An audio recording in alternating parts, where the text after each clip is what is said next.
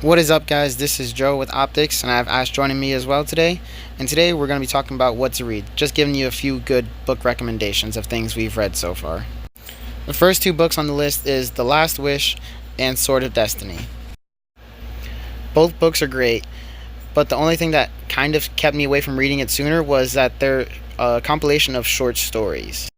And that part's good because you can pick it up and put it down pretty fast, but you don't get a full story.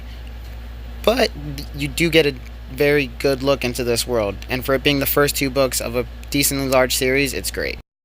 Now, the book is being made into a TV show by Netflix, The Witcher, and you also might be familiar with The Witcher games. The games, from what I understand, take place later on in Geralt's life, while the books and the Netflix show will be adapting take place in the earlier part of Geralt's life. Geralt is a Witcher and is just an enhanced human that track down monsters and have better ways of eliminating them and cool things like that. So you get a really deep fantasy story here. The Witcher book is nice, but I think my book is a little better. Let's talk about Timeline. It's by Michael Crichton.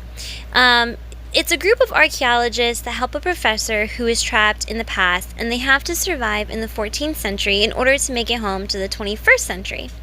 There's definitely a lot of action and a mix of science, a hint of suspense and romance, and of course, obviously, history.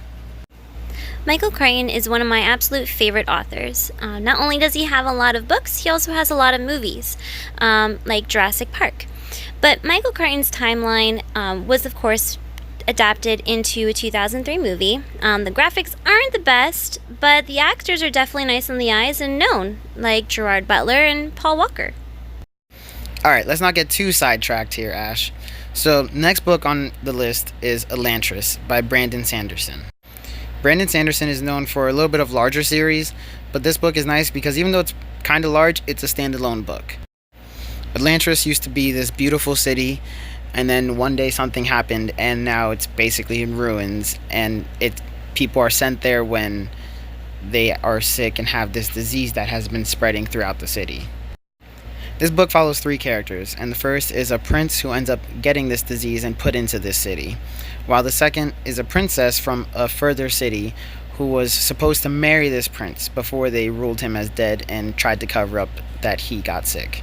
The final character is a priest who is known for not being nice, not liking a lot of people, and especially this disease.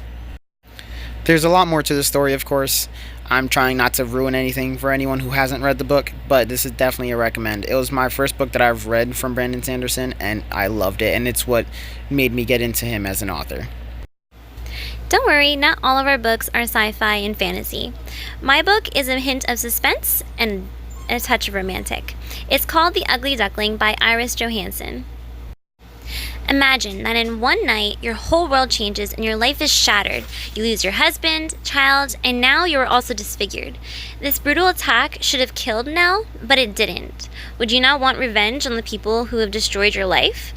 Well, Nell transforms not only her attitude to a determined woman, but also her body to an exquisite beauty only found in a fairy tale. This suspense keeps you so hooked that you literally cannot put the book down. I can easily read this book in a day, and trust me, I have numerous times. Sadly, this isn't a Lifetime movie, but I sure wish it was. So these are our recommendations to read if you feel you're wanting some good reads. Definitely comment below if you feel like you like these books or have others to suggest that you also enjoyed. Don't forget to click the link in our description to follow us on Twitter and Instagram. Also, click the thumbs up button. Stick around for our video next week. See ya!